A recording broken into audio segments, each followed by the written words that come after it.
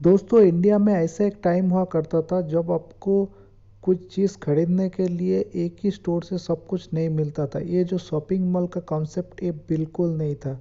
और इंडिया में जो एक कॉन्सेप्ट को लेके आया जिसको father of India retail business कहा जाता है, मिस्टर किशोर बियानी, उसका कंपनी बिग बाज़ार तो सभी पहचानता है। तो अभी जो न्यूज़ आया है कि बिग बाज़ार सेल होने वाला है।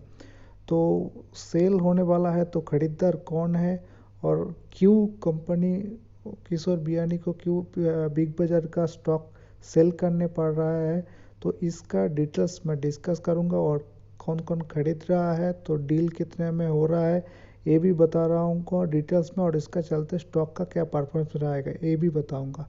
तो चलो चलते हैं स्क्रीन के ऊपर। तो जैसे आप देख रहा हो कि इसका स्टॉक का प्राइस 5% भाग गया है और अभी सर्किट में ही चल रहा है। और ये न्यूज का चलते दोस्तों ये बता दो, ये ओनली न्यूज है, अभी ऑफिशियली कुछ फाइनल नहीं। जैसा कि देख रहे हो आप, जो talks are going on but nothing has been finalize so far. So confirm कुछ नहीं हुआ अभी ऑफिशियली। और फ्यूचर रिटेल का जो स्टेक प्रेम जी इन्वेस्ट का पास है, जो आजम प्रेम जी का पास है, विप्रो का चेयरमैन, और private equity firm Samara capital का पास है, वही स्टॉक ये अभी सेल करने वाला है, ऐसे ही बात चल रहा है रिलायंस के लिए। ओके। और बाकी अभी अगर मैं बात करूँ तो फ्यूचर रिटेल का जो रिटेल स्टोर है एट प्रेजेंट है 1500 that covers 16 million square feet of retail space in 400 cities। सो ये बिग लार्ज सिटी में इसका स्टेक है। और जनरली क्राउडेड एरिया और मेट्रो सिटी में सबसे ज़्यादा इसका शॉपिंग मॉल और शॉपिंग स्टोर है, तो ये फ़ायदेमंद रहेगा रिलायंस का लेगा तो। और अगर मैं रिलायंस का रिटेल स्टोर के बारे में बात करूँ तो रिलायंस का एट प्रेजेंट 11,784 स्टोर है। सब मिला के उसका 28.7 मिलियन स्क्वायर फीट कवर कर रहा है। और रिपीटेड रेवेन्यू अगर देखूँ मैं लास्ट क्वार्टर का था 38,211 करोड़, तो अच्छा परफॉर्मेंस किया है लास्ट क्वार्टर। और फ्यूचर रिटेल बिलीव कर रहा है कि इसका जो इन्वेस्टर प्रेम जी इन्वेस्टर का जो स्टेक था वो रिटेल चेन का स्टेक, वो स्टेक का सेल करने वाला है, तो ये सेल करेगा। और समीरा कैपिटल एक्चुअली डील कर रहा है रिलायंस रिटेल के साथ फ्यूचर का। ओके। तो चलो अभी देख लेता हूँ कि इंडिया में रिटेल सेक्टर का परफॉर्मेंस लास्ट 4-5 साल में कैसा रहा है।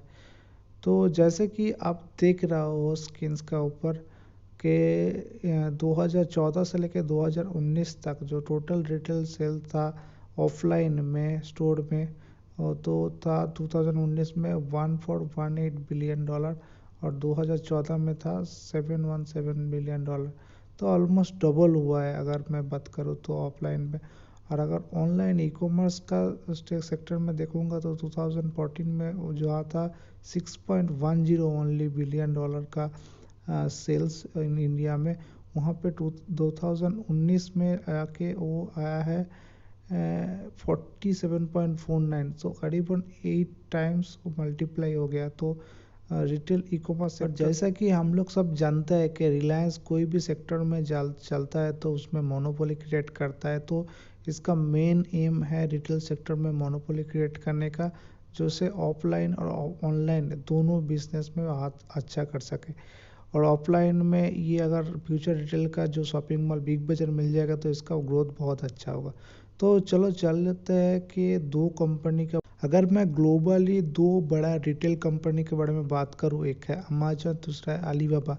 तो ये मान रहा है कि रिलायंस क्या करेगा, इंडिया में अलीबाबा जैसा बड़ा कंपनी बनने वाला है। जैसे सारे सेक्टर कोर कॉमर्स से लेकर डिजिटल मीडिया में सारे जगह में इन्वेस्टमेंट है और सारे सेक्टर में काम कर रहा है अलीबाबा अमेजन। जैसे रिलायंस का भी देखो, रिलायंस सारे सेक्टर में काम कर रहा है और एक एक कर करके एक एक जो कंपनी है जिसका रिलायंस के पास नहीं है वो एक्वायर करते जा रहा है। मानी कंट्रोल से लेकर TV18, जियो नेटवर्क 18, IPL प्रीमियर, बुक माई शो, सो सारे बहुत अच्छा अच्छा जो कंपनी को एक्वायर किया है और ग्रो करते चला में कोई बुराई नहीं है कि फ्यूचर रिटेल का भी परफॉर्मेंस बहुत अच्छा रहेगा अगर ये खबर ऑफिशियली पब्लिश हो जाता है कि रिलायंस फ्यूचर रिटेल का बाइक। तो चलो ये तो था सारे न्यूज का बातें। अभी हम चलते हैं थोड़ा टेक्निकल एनालिसिस कर लेते हैं स्टॉक का बारे में। चलो चलते हैं स्क्रीन के ऊपर। तो डायरेक्ट हम चार्ट का ऊपर आ गया है। फ्यूचर रिटेल का 5 दिन का मैं चार्ट दिखा रहा हूँ। ये चार्ट देखो, देखो कंपनी ने अपर सर्किट ले लिया है। 102 का प्राइस था, ओके 102 का प्राइस था, वहाँ से कंपनी ने अभी अपर सर्किट ले लिया है। ऊपर में भी देखो 111 तक का जाके क्लोज हुआ है। MACD भी इसका पॉजिटिव है। ओके तो चलो मैं फंडामेंटल भी थोड़ा देख लेता हूँ इसका।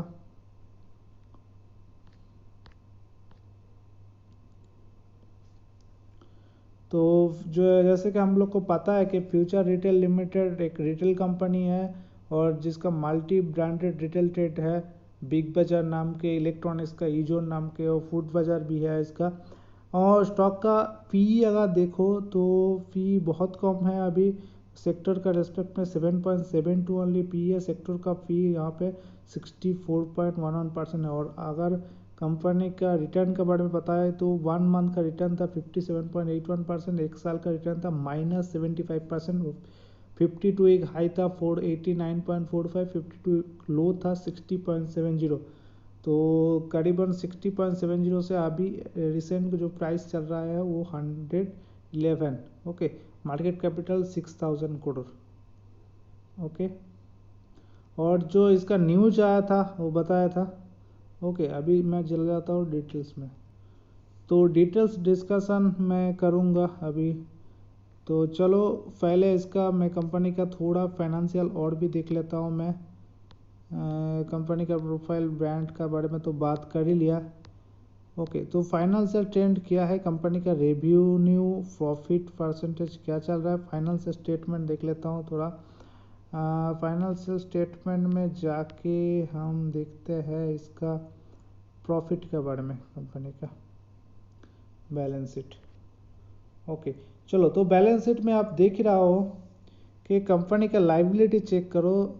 2018 में इसका जो था 2017 में इसका था 4100, जो बढ़ के 2018 में 4700, और 2019 में वो बढ़ के हो गया 6100। तो देख ही रहा कंपनी का ऊपर डेप्ट बढ़ रहा है, टोटल लाइबिलिटी भी कंपनी का बढ़ रहा है। जहाँ पे 2017 में और 2016 में 5000 था तो 6900 हो गया। उसके बाद 2018 में 8100 हो गया, और अभी 2019 का इसका टोटल लाइबिलिटी 10,500 करोड़ से भी ज़्यादा हो गया। तो इतना ज़्यादा डेप्ट है कंपनी का अंदर, तो ये बहुत अच्छा न्यूज़ नहीं है। और अगर कैश फ्लो में देखो, इसका कैश फ्लो भी बहुत ख़राब कंडीशन में है। आप देखो 2016 में इसका कैश फ्लो माइनस 140 करोड़ में था, 2017 में प्लस 110 करोड़ हुआ, 2018 में 256 करोड़ हुआ था, पॉजिटिव में था। लेकिन 2019 में इसका कैश फ्लो फिर से नेगेटिव हो गया। तो ये बता दूं मैं, कैश फ्लो नेगेटिव होने का रीज़न ये है कंपनी का पास में लिक्विडिटी बिल्कुल ख़त्म है। और अगर लिक्विडिटी नहीं रहेगा तो रिटेल सेक्टर में सरवाइव करना बहुत मुश्किल हो जाता है। तो इसी चलते हुए किशोर बनाने ने डिसाइड किया है उसका अपना स्टॉक रिलायंस इंडस्ट्री को बेचने का। ओके तो अगर ये स्टॉक बेच देता है तो ये कंपनी को भी एक क्या बोले वेंटिलेशन मिल जाएगा आगे जाके सरवाइव करने के लिए। और रिलायंस के लिए तो ये बहुत अच्छा है, क्योंकि रिलायंस का एट प्रेजेंट जो स्टोर है 4000 है। और अगर रिलायंस इसका भी जो स्टोर है वो एक्वायर कर लेता है, जनरली जो सप्लाई चेन है, इसका जो रिटेल चेन है, ये अगर एक्वायर कर लेता है तो मेजॉरिटी रिलायंस क्या करेगा, बहुत अच्छा एक रिटेल सेक्टर जो बात करने वाला है वो इन्वेस्टर के लिए है कि अभी ये सही टाइम है ये स्टॉक में एंटर करने का। अगर इन्वेस्टमेंट चेकलिस्ट देखूंगा तो इसका इंट्रिंसिक वैल्यू जो करंट प्राइस है वो लेस देन इंट्रिंसिक वैल्यू है। इसका पी रेशियो बहुत ही कम अपने देखा था। और अभी अगर रिलायंस इसको बाई कर रहा है तो ये स्टॉक का भी परफॉर्मेंस अच्छा रहेगा और एंट्री पॉइंट इसका गुड टाइम टू कंसीडर। तो अगर बोलोगे तो मेरा रिकमेंडेशन रहता ही है, ये स्टॉक अभी बाई करने के लिए बहुत अच्छा प्राइस है। तो ये प्राइस में आप एंटर कर सकते हो इस स्टॉक को। अगर रिलायंस ने इस स्टॉक को ले लेता है तो इस स्टॉक का परफॉर्मेंस काफ़ी अच्छा रहेगा और एक ये मल्टी बैगर बन सकता है। ओके, तो चलो दोस्तों, थैंक यू।